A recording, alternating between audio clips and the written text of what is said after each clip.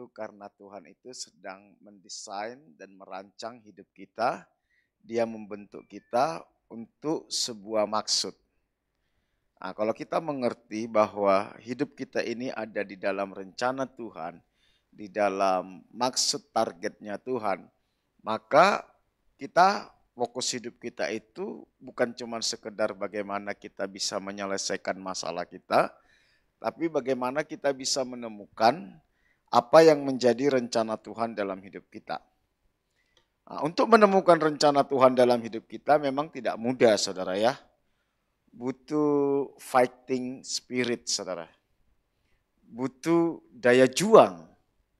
Butuh daya juang. Kalau kita lihat di Alkitab, semua orang-orang hebat, mereka melalui semua proses. Sementara kalau kita lihat ya, sekarang kita hidup di sebuah generasi di mana generasi ini sudah tidak lagi punya daya juang. Karena apa? Semua serba instan. Semua serba instan. Saya ambil contoh sederhana dalam dunia pendidikan. Zaman dulu, orang kalau pingin pintar dan bisa lulus dengan nilai yang baik, wah dia harus cari buku ke perpustakaan, dia harus cari referensi, dia harus mencatat atau mengetik, saudara. Zaman sekarang, saudara tinggal buka Google atau chat GPT, semua selesai, saudara. Betul? Sehingga anak-anak sekarang itu walaupun nilainya bagus-bagus, tetapi kalau diuji tes kemampuannya sangat lemah sekali. Orang bisa nilainya di sekolah 9999 tapi nggak bisa apa-apa. Nggak pintar. Kenapa? Karena yang bekerja bukan otaknya tapi apa? Google atau chat GPT, saudara. Sementara tantangan yang kita hadapi ke depan itu tantangan yang sangat berat. Bayangkan ada sebuah paradoks, tantangan yang dihadapi semakin berat, tetapi gaya hidup orang semakin gaya hidup yang santai. Tantangan yang dihadapi semakin berat, sementara daya juang orang semakin lemah. Bayangkan apa yang akan terjadi pada generasi ini. Makanya kalau kita lihat generasi sekarang itu, dulu orang usia 20 tahun sudah mandiri, sudah bisa kerja, sudah bisa menghasilkan sambil kuliah kerja. Zaman sekarang, udah lulus kuliah pun gak bisa apa-apa. Kenapa? Gak punya daya juang. Karena itu sore hari ini saya ingin membawa tentang bagaimana menjadi seorang pejuang yang sejati. Karena saudara, sekalipun kita cinta Tuhan, bukan berarti karena kita cinta Tuhan, simsalabim semua beres, enggak, saudara. Tuhan ingin kita tetap berjuang. Karena Tuhan gak mau kita punya mental tempe. Saya mau ngajak kita belajar dari seorang hakim di Alkitab yang bernama Yefta. Kita buka Alkitab kita, Hakim-Hakim pasal 11 ayat 1 sampai 11.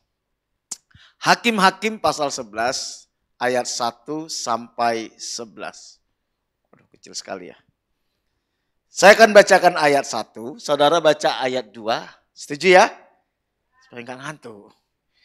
Sampai kita selesaikan ayat 11. Ayat 1, adapun Yefta, orang Gilead itu adalah seorang pahlawan yang gagah perkasa, tetapi ia anak seorang perempuan sundal, ayah Yefta ialah Gilead. 2.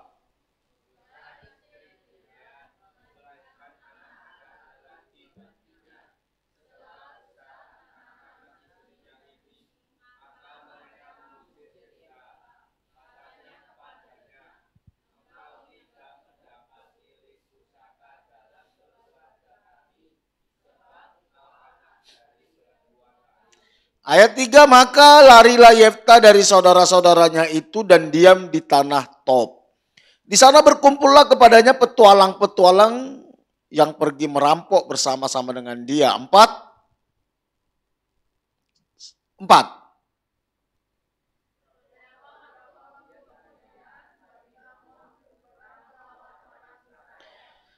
Ketika Bani Amon itu berperang melawan orang Israel, pergilah para tua-tua Gilead menjemput Yefta dari tanah Tob. 6.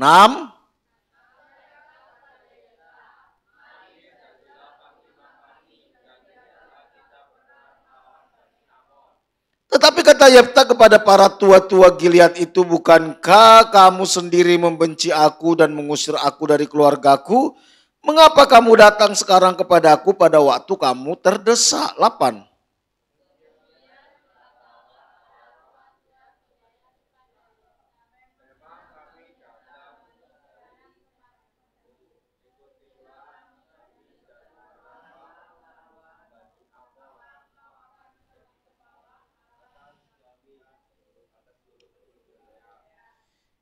Kata Yefta kepada para tua-tua Gilead, jadi jika kamu membawa aku kembali untuk berperang melawan Bani Amon dan Tuhan menyerahkan mereka kepadaku, maka akulah yang akan menjadi kepala atas kamu. 10.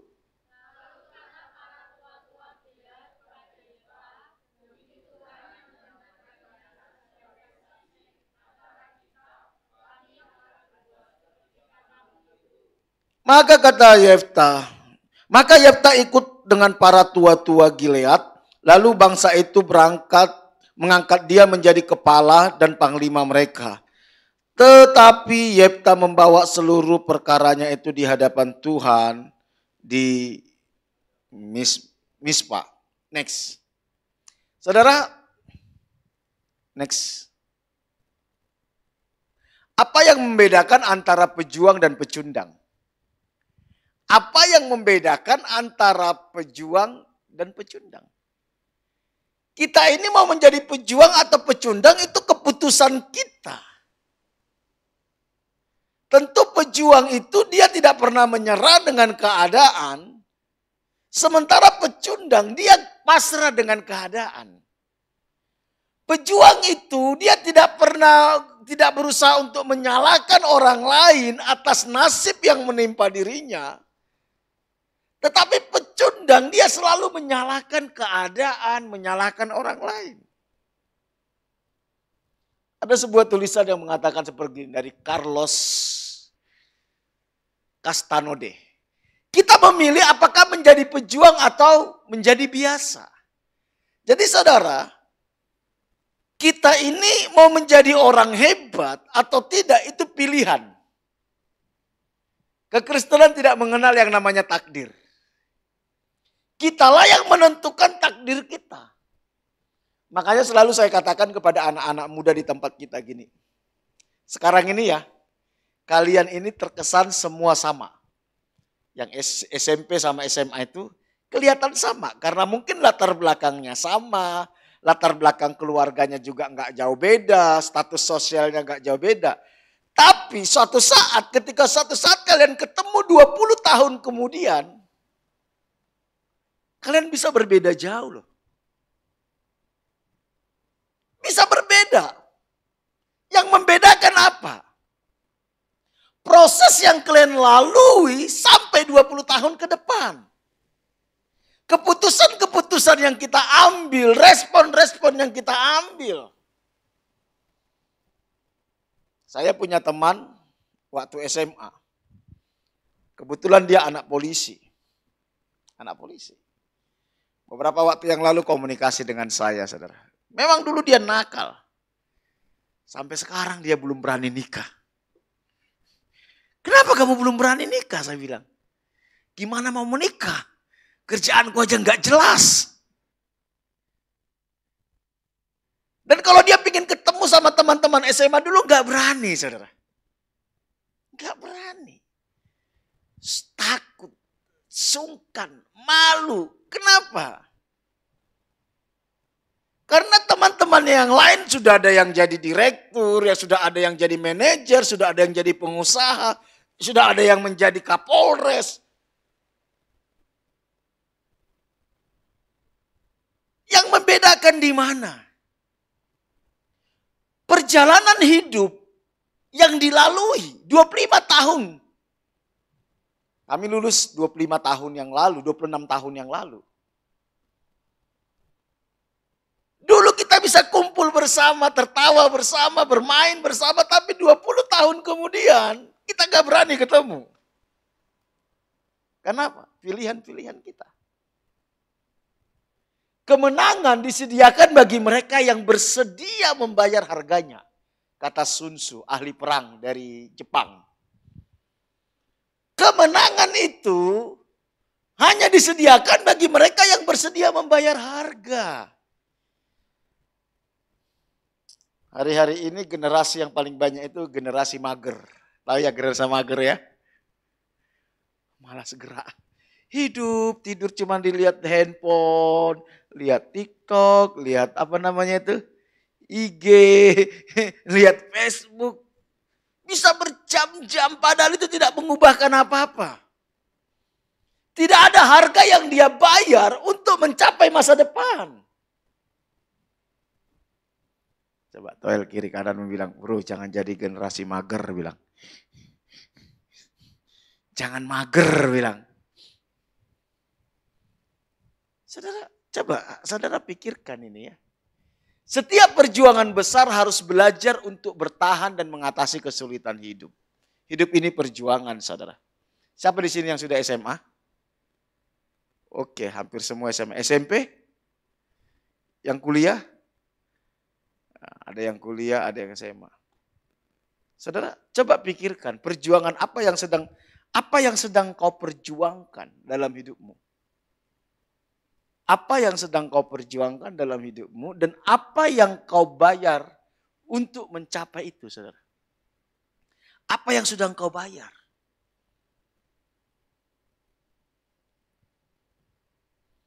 Dan bagaimana kita menghadapi setiap kesulitan?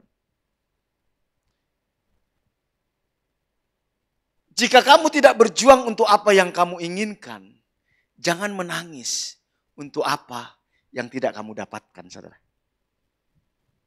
Kalau kamu gak mau berjuang untuk apa yang kau inginkan, jangan menangis kalau kamu gak dapatkan itu.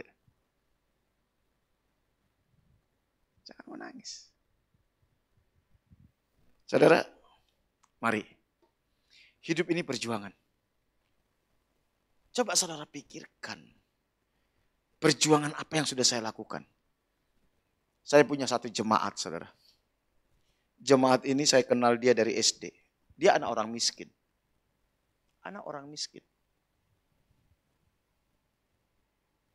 Waktu dia masih bayi, masih kecil, papanya kawin lagi. Sementara mamanya harus TKW. Dia dititipkan sama kakeknya. Itu pun bukan kakek kandung, saudara. Gak lama kemudian orang tuanya balik.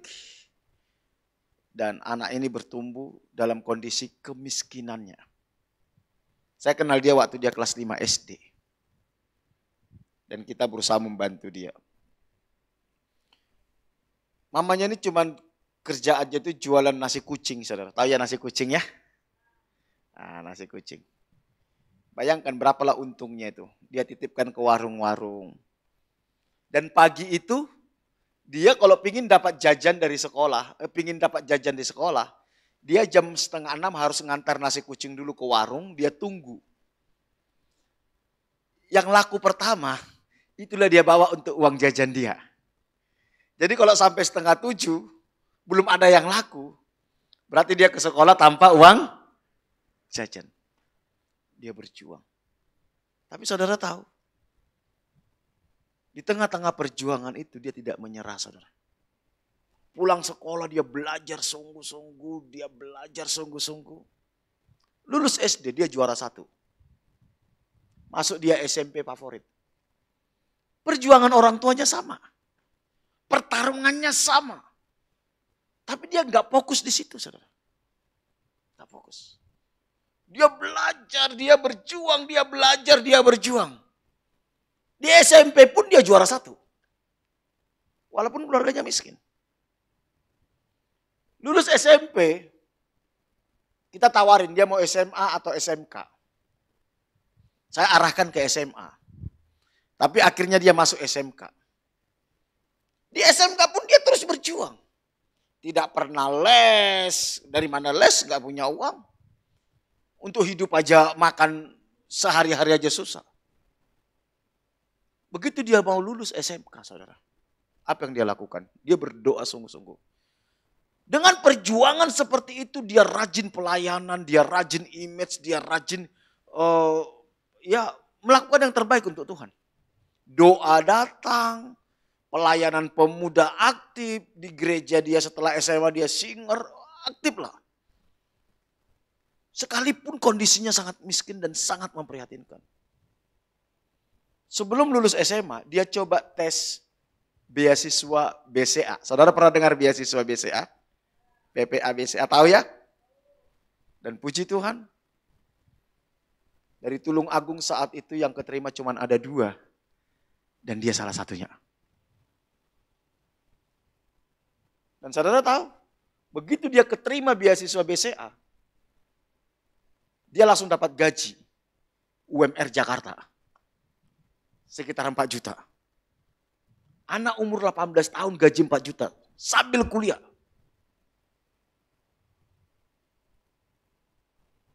Setengah tahun yang lalu, dia lulus dari beasiswa BCA. Dan sekarang dia ditempatkan di BCA Malang, saudara. Sebagai pegawai tetap. Gajinya hampir 8 juta. Umur 22 tahun. Saudara, latar belakang kita tidak menentukan masa depan kita. Amin. Next. Siapa Yeftah? Kita mau belajar dari Yeftah. Alkitab katakan dia pahlawan gagah perkasa. Pahlawan gagah perkasa. Kenapa sampai Tuhan katakan itu? Ayahnya Gilead dari suku Manasye. Keturunan dari Yakub, anak dari Yusuf. Yang menarik di sini, saudara. Ibunya siapa, saudara? Siapa? Perempuan sundal. Saudara tahu apa itu perempuan sundal? Pelacur. Ternyata papanya ini, si Gilead ini, dia pernah main-main dengan pelacur. Lahirlah Yeftah. Tapi selain itu, Gilead juga punya istri dan punya anak. Bayangkan, Gilead punya istri, punya anak. Sementara Yeftah ini anak Gilead dari seorang pelacur. Dan tinggal bersama-sama dengan saudara tirinya. Kalau saudara Gilead, apa yang saudara pikirkan saat itu? Kalau saudara Yeftah. Hah? Apa yang saudara pikirkan? Dan yang luar biasanya saudara, dia diusir sama anak dari bapaknya. Diusir saudara. Sudah mamanya pelacur, diterima dia kembali ke papanya, dia nggak diterima. Soro nggak saudara? Soro nggak? Soro.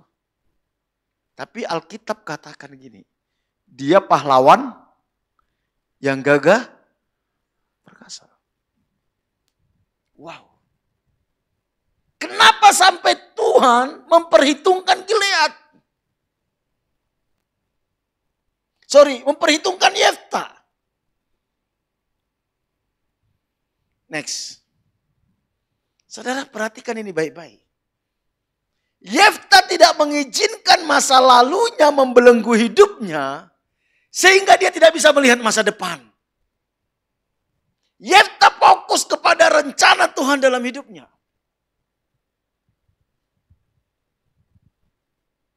Ada banyak orang selalu memakai masa lalunya untuk dia tidak bisa melihat masa depan. Saya selalu sering melihat anak muda bilang gini, Iya Kak Pri enak, Kak Pri nggak tahu papaku itu pemabuk, Kak Pri nggak tahu saya waktu kecil sering ditempeleng papa saya, Kak Pri nggak tahu saya dulu pernah diperkosa. Dia fokus kepada masa lalu sampai dia nggak bisa melihat masa depan. Saudara, seringkali yang membuat kita nggak bisa melihat masa depan, kita fokus kepada masa lalu kita. Latar belakang kita, pengalaman masa kecil kita, latar belakang keluarga kita. Saya kan miskin, gak mungkin saya bisa sukses. Saudara, hati-hati. Ketika Tuhan sudah memilih kita, ketika Tuhan sudah memanggil kita, artinya Tuhan punya rencana atas hidup kita. Amin. Jangan izinkan masa lalumu membelenggu masa depanmu. Saya tahun 97 sampai 98, saya hanyalah seorang pengamen di Jombang ini. Saya setahun tinggal di Jombang, persisnya di Mojo Agung, Desa Kebun Sari. Ada di sini dari Mojo Agung. Saya dulu pengamen jalanan di bis, saudara. Mojo Agung, Jombang, Mojokerto. Saya pengamen jalanan. Saya dulu nakal. Tapi tahun 98 saya ketemu sama Yesus. Saya diubahkan oleh Tuhan. Saya bilang, itu masa lalu saya. Tuhan punya masa depan bagi saya. Tahun 97. Kalian belum lahir paling ya. Masih di awan-awan. Kalau saudara nggak tahu Pak Daniel masih hadir nggak di sini ya? Yang dari Mojagung. Saya pernah dilayani dia dulu saudara. Pernah dilayani dia. Waktu saya masih pengamen jalanan. Dia kaget ketika dia lihat saya khotbah di sini. Loh, kok khotbah di sini? Dulu pengamen jalanan lo ini. Saudara, jangan fokus sama masa lalumu. Amin. Jangan fokus dengan kondisi orang tuamu. Mungkin kau berkata, orang tuaku luka, cuman seperti ini. Apa mungkin saya bisa melihat masa depan? Kalau Tuhan mau, Tuhan bisa lakukan. Amin. Saya punya teman, Surabaya.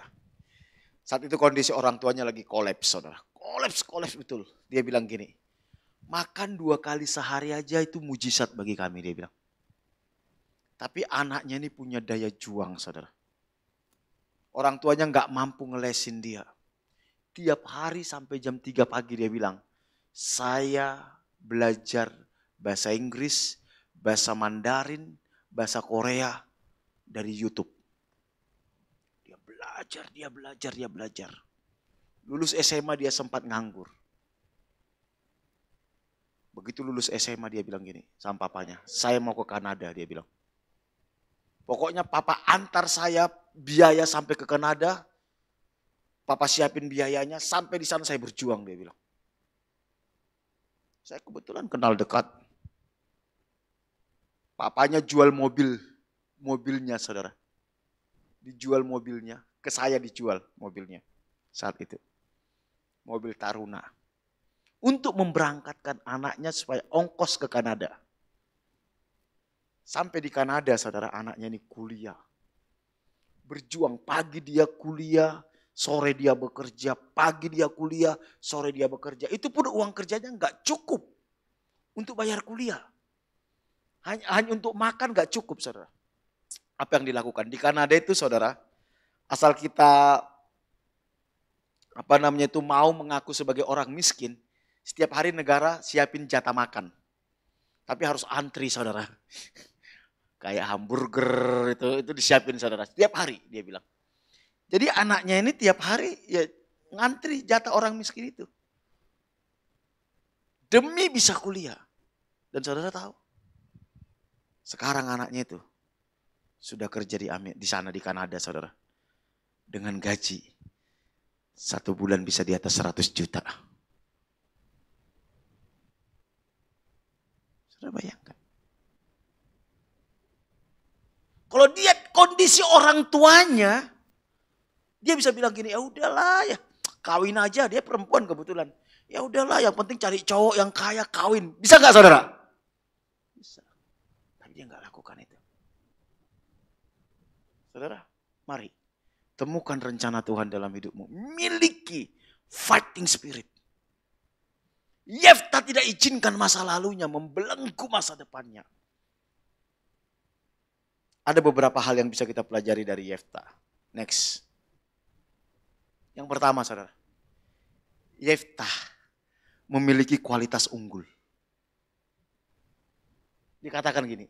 Dan ketika Bani Amon itu berperang melawan orang Israel, pergilah para tua-tua Gilead menjemput Yefta dari tanah Nob. Tanah Tob. Saudara, ketika itu orang Israel dijajah oleh Bani Amon. Ternyata mereka gak sanggup, saudara. Mereka takut kepada Bani Amon. Tua-tua Israel yang mereka pikirkan siapa? Yefta. Kira-kira saat itu ada banyak orang gak di Israel? Kenapa mereka mencari Yefta? Karena mereka tahu Yefta itu punya kualitas. Kalau Yefta gak berkualitas mereka cari gak? Tidak. Saudara, apapun keberadaanmu. Kalau engkau punya kualitas, satu saat orang akan cari engkau. Saya selalu katakan gini sama anak-anak muda. Perhatikan ini baik-baik. Emas batangan 1 kilo. Emas batangan 1 kilo. Dibuang ke septic tank. Tahu ya septic tank ya? Bleng. Orang tahu di situ ada emas batangan 1 kilo. Jebur gak saudara? Jebur gak? Padahal menjijikkan ya. Banyak tai di situ. Jebur gak? Kenapa? Karena emas itu engkau. Kalau engkau berkualitas, kemanapun kau pergi, engkau akan dicari. Batu bata, mau dipoles kayak apa? Mau dihias kayak apa? Dicari orang gak? Hah? Cuman batu bata. Betul gak saudara? Kalau engkau pingin melihat masa depanmu, bangun kualitas hidupmu. Bangun apa? Kualitas hidup kita. Ada 4 kualitas yang harus kita miliki.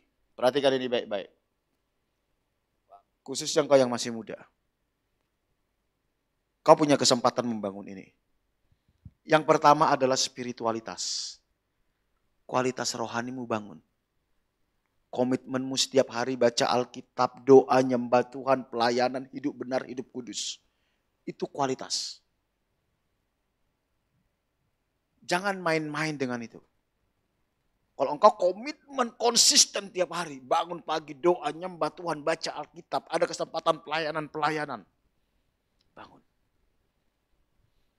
Yang kedua, kualitas yang harus kita miliki apa? Karakter. Apa saudara? Karakter. Bangun karakter yang unggul. Disiplin, bertanggung jawab, dapat dipercaya. Itu karakter.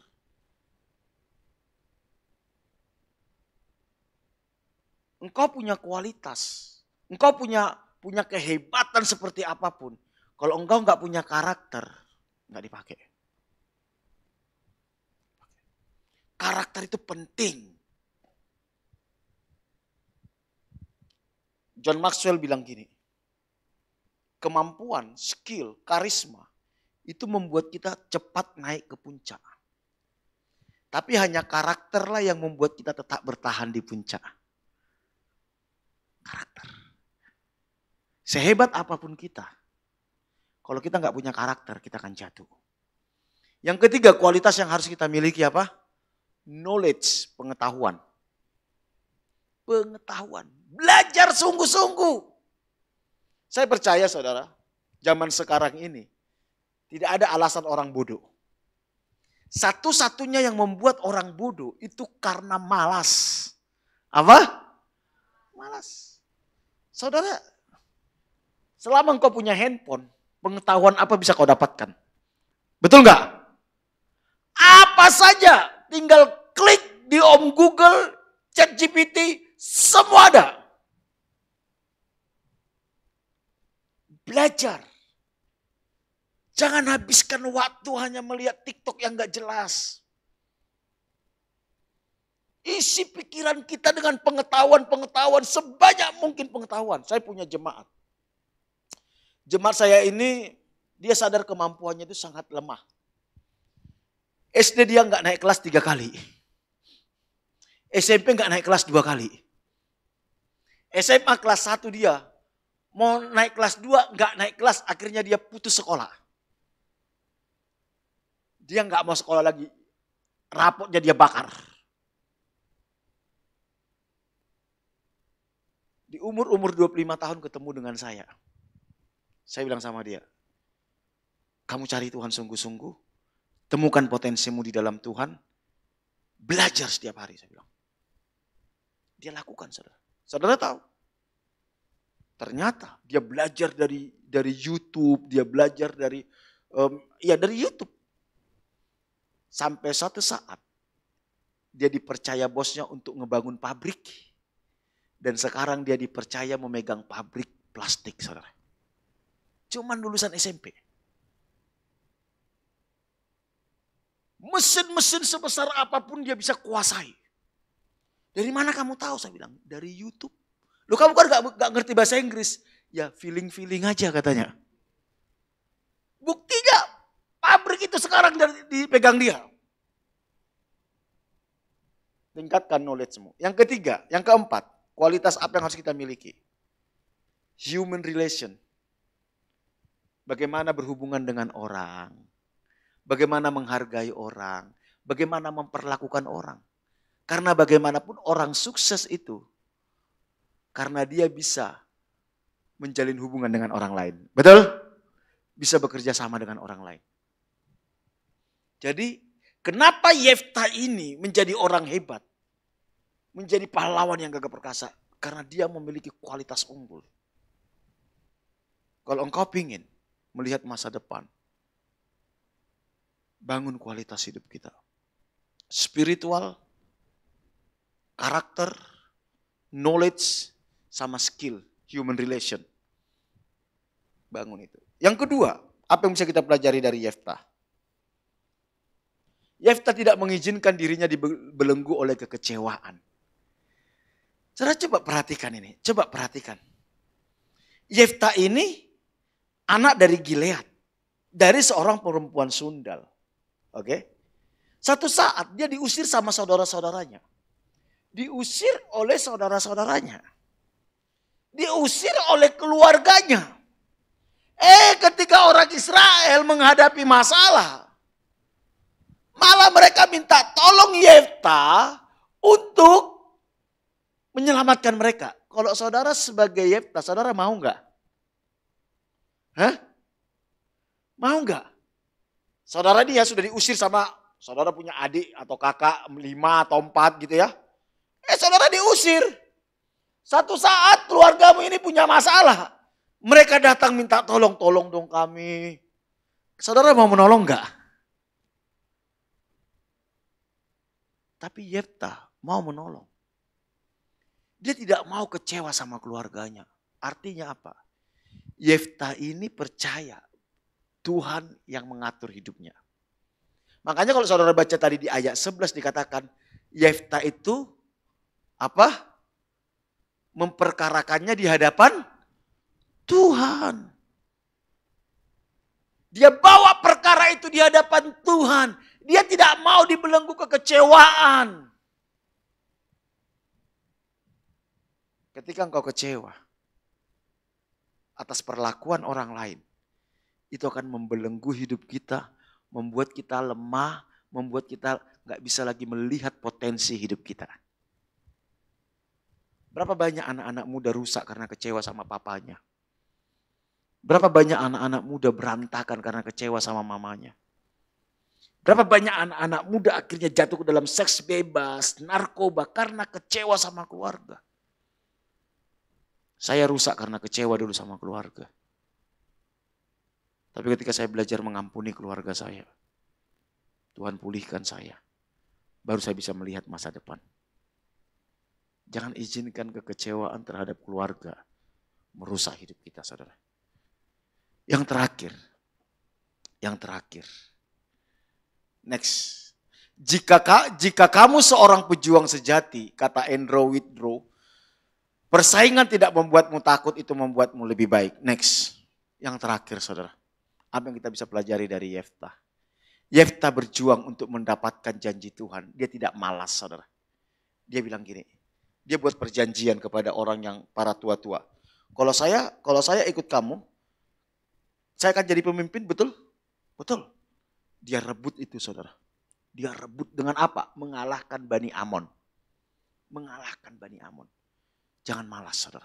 Kerja keras. Kerja keras. Rebut apa yang kau inginkan. Rebut. Apa yang menjadi cita-citamu? Apa yang menjadi cita-citamu? Saya punya sepupu, saudara. Sepupu saya ini dari keluarga yang berantakan juga, saudara. Dari keluarga yang berantakan. Tapi dari kecil dia punya cita-cita jadi tentara. Saudara tahu apa yang terjadi? Sejak SD dia latih dirinya. Dia nggak fokus sama apa yang terjadi sama keluarganya. Dia olahraga, dia renang, dia jaga kesehatannya. Sampai dia lulus SMA. Dia ikut karate juga. Dia berjuangkan itu. Dan ketika dia masuk tentara, dia menjadi yang terbaik, saudara. Dia sering dikirim ke Australia, dia dikirim ke Singapura, dia dikirim ke Libanon, saudara. Dia perjuangkan. Karena itu mari, apa yang menjadi cita-citamu perjuangkan. Jangan habiskan waktumu untuk hal-hal yang gak penting. Jangan. Nanti suatu saat ketika engkau melihat ke belakang, ketika engkau berjuang.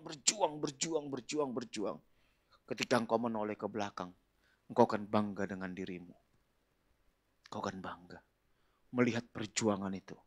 Tapi kalau engkau tidak perjuangkan hidupmu, ketika suatu saat engkau sampai di satu titik melihat ke belakang, engkau akan menyesal. Seandainya waktu bisa diputar kembali. Mari, mumpung kita masih muda, miliki fighting spirit. Amin.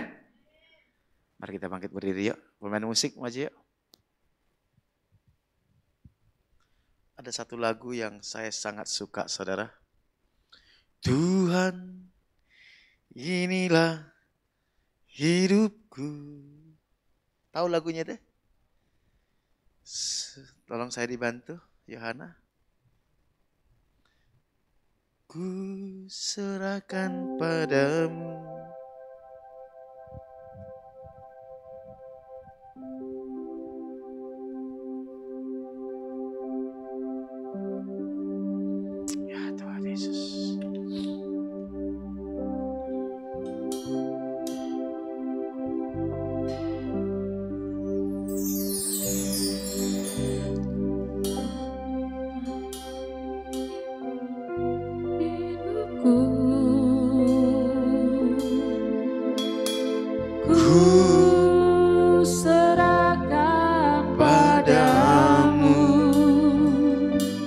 Segala cita-citaku, masa depanku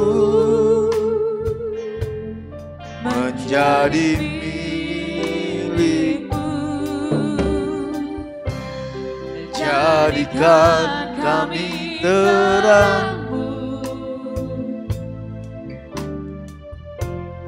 di tengah kegelapan dunia, membawa bangsa-bangsa kepadamu. Tuhan, ini kerinduanku bagimu Tuhan, bagimu Tuhan seluruh hidupku. Pakailah Tuhan bagi kemuliaan-Mu.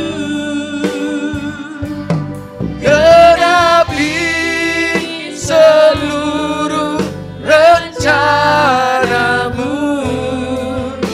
sampai bumi penuh kemuliaan. Bagimu Tuhan, bagimu Tuhan seluruh hidupku.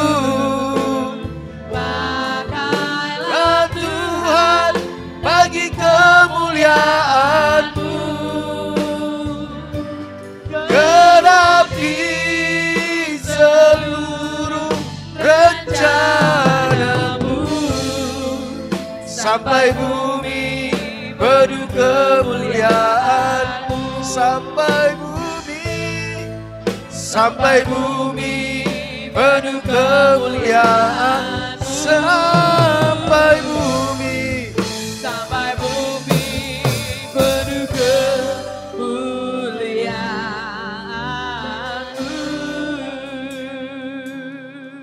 Saudara, percayalah Tuhan punya rencana atas hidup kita. Tuhan ingin membawa kita masuk ke dalam rencananya. Kalau saudara dan saya ada menjadi bagian dari keluarga kerajaan Allah, itu karena Tuhan yang memilih, Tuhan yang membawa kita masuk dalam rencananya. Izinkan Tuhan memproses hidup kita, miliki daya juang, jangan menyerah, jangan putus asa, jangan malas, lakukan yang terbaik bagi Tuhan. Jangan fokus sama masa lalu kita. Kita gak bisa mengubah masa lalu kita. Jangan menyesali keluargamu. Kenapa aku dilahirkan dari keluarga seperti ini? Gak usah. Ikuti semua prosesnya Tuhan. Maka kita akan melihat Tuhan akan pakai hidup kita. Bapa, kami bersyukur karena Engkau mengasihi kami. Firman-Mu katakan Engkau yang membentuk kami sejak dalam kandungan ibu kami. Kejadian kami dahsyat dan ajaib. Di dalam kitab-kitab-Mu dituliskan hari-hari akan kami lalui. Mampukan kami menemukan panggilan Tuhan dalam hidup kami, rencana Tuhan dalam hidup kami. Beri kami hati yang mau taat dan setia. Kasih kami kemampuan untuk berjuang, untuk meraih semua yang Tuhan sediakan bagi kami. Pulihkan anak-anak-Mu di tempat ini, berkati image yang ada di Jombang ini Tuhan. Tuhan, biar lewat image di tempat ini, ada banyak anak-anak muda dibawa kepada Tuhan. Banyak anak-anak muda dipulihkan. Banyak anak-anak muda menemukan panggilan mereka di dalam Tuhan. Berkati setiap anak-anak-Mu yang ada di sini. Berkati semua pengurus. Terima kasih, kami bersyukur. Dalam nama Tuhan Yesus, haleluya. Amin.